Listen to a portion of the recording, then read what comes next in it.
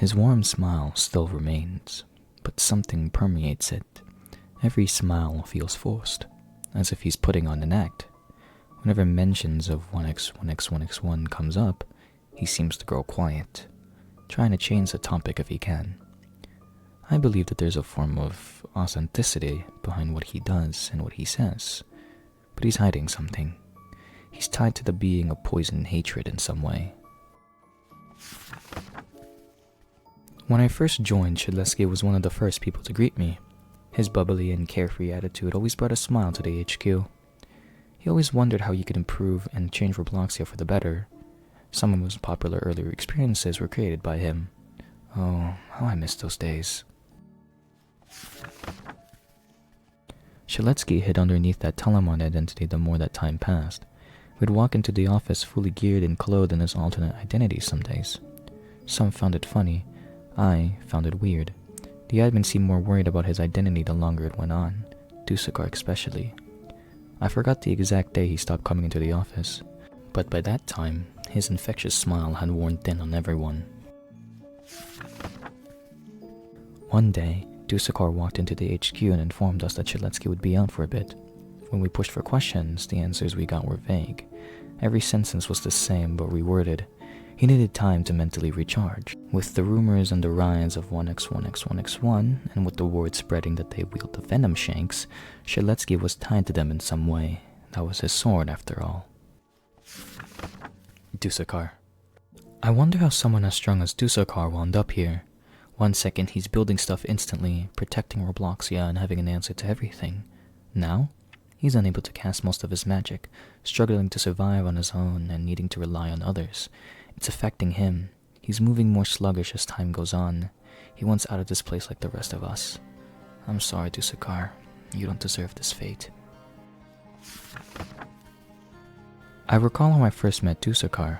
On my first day, he was outside building massive structures, embracing creativity, and working to create the instance system so others could follow.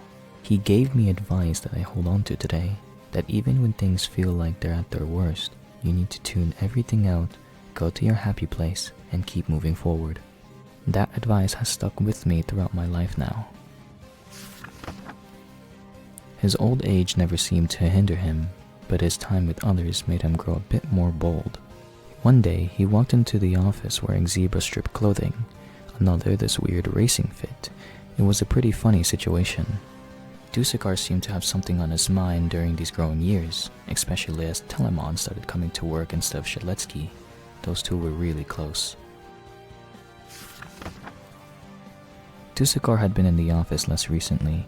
I was able to sit down and talk with him, pick his pumpkin. He admitted to me that he was stressed, that the situation with Shedletsky made him worried. When I tried to push for information about that, he told me to ignore him, the stress on his body. Yet, despite all this, I can still feel like this old man mentality showing as he puts others before him. I told him that he needed to take a break, and he just chuckled, telling me that he had plenty of work to do. Does he know about John's situation? Builder man, lazy. This is your fault. I remember all those interviews and documentaries. He'd ramble in detail about how it was before Robloxia, back when it was just him, building everything up brick by brick. Builder man had the most amazing way of speaking. Felt like every word really meant something. I was convinced he could do anything he set his mind to.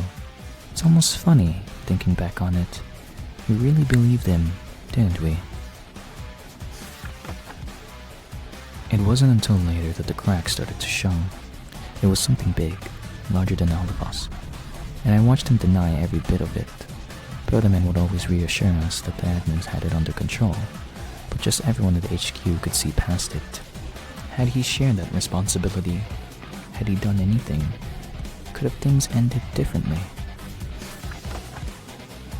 I remember wadding to that place, finding his face plastered in all kinds of memorabilia, causes and calls for war that he would have never stood for.